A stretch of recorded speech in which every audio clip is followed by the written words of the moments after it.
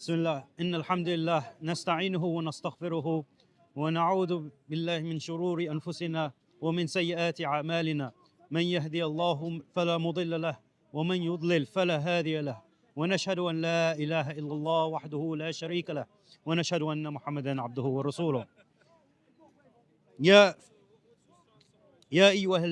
أيها الذين آمنوا اتقوا الله حق تقاته ولا تموتن إلا وأنتم مسلمون. Inshallah, I just want to give a small nasiha today, considering what we have seen in the Dawah and the fitna that has been caused by various people. And I just want to give a small reminder, inshallah. So I want the Muslims to know that this religion was revealed as a guidance and mercy and clarity, not as an endless battle of argumentation, debates, and personal rivalries. Islam was not spread by constant polemics, nor preserved by loud disputation, but by knowledge, wisdom, patience, and sincerity. Dawah is the foundation of spreading Islam. Debate is an exception. Allah subhanahu wa ta'ala says in the meaning of the ayah, this is in chapter 16, verse 125, where he mentions, call to the way of your Lord with wisdom and good instruction, and argue with them in a way that is best. Now, this ayah we quote often, but we also misunderstand it. Allah did not command us to argue in a way that is best in a constant fashion as a default. Rather, He commanded calling and only permitted argumentation with conditions: wisdom, good instruction, and the best of manners. When these are absent, argument becomes corruption, not da'wah. Allah warns us clearly in the meaning of the ayah in chapter 8, verse 46. And do not dispute lest you lose courage and your strength depart. Many of the divisions that we have seen, the bitterness and the hostility, are the direct fruits of ignoring this command. The Salaf warned severely against argumentation, this constant argumentation. As Imam Malik mentioned, argumentation in the religion hardens the heart and breeds hatred. Imam Shafi'i rahimahullah mentioned, I never debated anyone except that I wished the truth would appear upon his tongue. And he also mentioned, whenever knowledge is raised through argumentation, it leaves the heart. And Imam Ahmad rahimahullah also mentioned, do not sit with the people of argumentation, even if they defend the sunnah. So the Salaf understood very much the dangers of argumentation and what it could lead to. Rasul himself warned of this, and he mentioned, and this is narrated in Abu Dawood, I guarantee a house in the outskirts of paradise for the one who abandons argumentation even if he is correct. And this hadith demolishes the mindset of those obsessed with winning arguments. Even being right does not justify this habitual argumentation.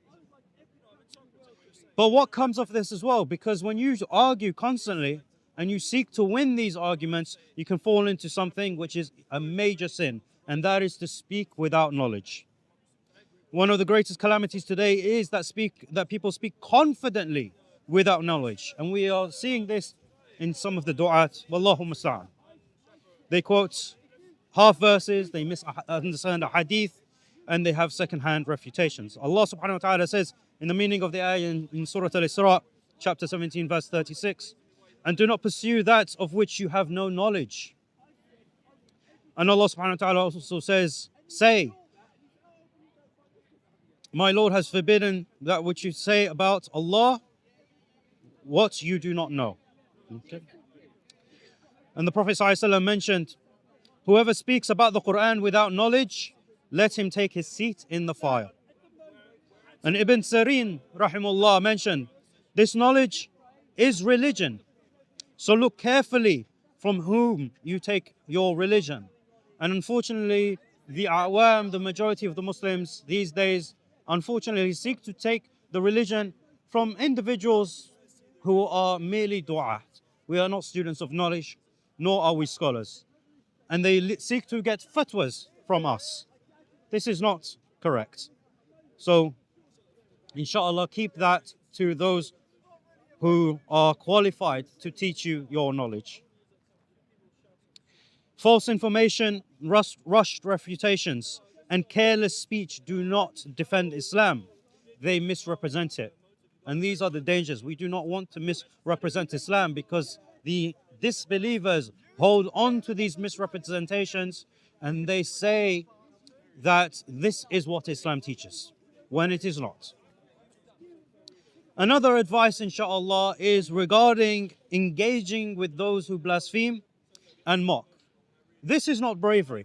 This is not something that we should encourage, because at the end of the day, Allah addressed this in the Quran, and He mentions in chapter 4, verse 140, in the meaning of the ayah, when you hear the verses of Allah denied and mocked, do not sit with them until they engage in another topic or in other speech. And He also mentions, and when the ignorant address them, they say peace.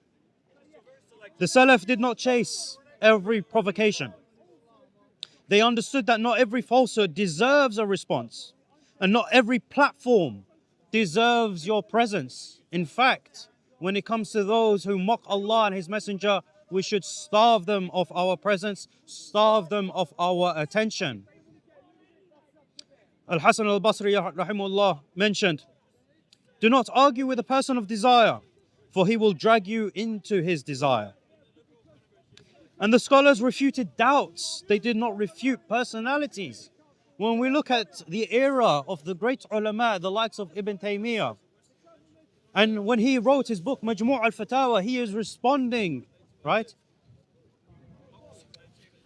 He's responding to people. And when he wrote his book Al-Jawab al-Sahih, he is responding to shubahat. Do we remember the names and the personalities of those who refuted? Absolutely not. The same with Imam al-Shafi'i. Do we see or remember the names of those who refuted? Absolutely not.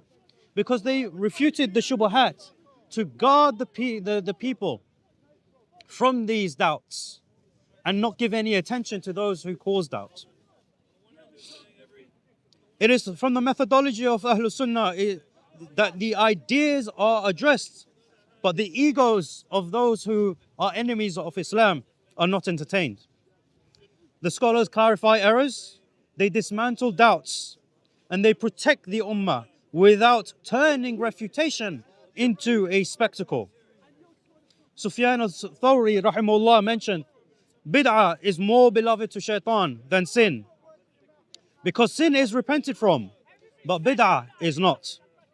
Yet even with this severity, the Salaf were cautious, measured and principled. Naming individuals was a last resort, not a hobby. And unfortunately, what happens when you engage in this is that the ego infiltrates and the love of status. One of the greatest dangers of the da'wah today has become about followings, platforms, who destroyed who, and applause and validation. Allah subhanahu wa ta'ala mentioned, and they were not commanded except to worship Allah, sincere to Him in religion. This is our intention when we give da'wah, okay? And this is what it should be. And the Prophet ﷺ warned, the thing I fear most for you is minor shirk. They asked, what is minor shirk? He said, showing off. And unfortunately, sometimes this happens without even knowing it, because you have been sucked into this culture of debate and argumentation and refutation and engaging with those people. And subhanallah, a person may be defending the truth outwardly while inwardly he's actually defending his own image. Abdullah ibn Mubarak rahimahullah said, perhaps a small deed is made great by its intention, and perhaps a great deed is made small by its intention. So in conclusion, ya Muslimin, return da'wah to its rightful place, calling with wisdom, patience and sincerity.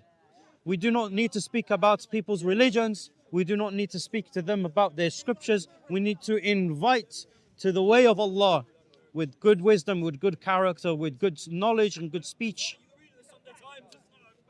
And if they reject it, as Allah subhanahu wa ta'ala mentions, that upon us is only the conveying of the message. And if they refuse, to them is their religion and to us is ours. We measure the success, the du'at measure their success, not by victory in the debate, by obedience to Allah and the purity of their intention. So even for you, when you watch the da'wah, when you watch these videos, have your intention to learn something about your religion, and have your intention to learn how to give da'wah. Have your intention that you are watching this to please Allah so that you strengthen your own iman, and not for the sake of seeing a Muslim crush someone or win any sort of argument. May Allah subhanahu wa ta'ala purify our hearts, restrain our tongues, grant us beneficial knowledge, and make us callers to the truth without ego, argumentation, or misguidance. A small nasiha, inshallah this resonates with you. وقل قولي هذا والسلام عليكم ورحمة الله وبركاته.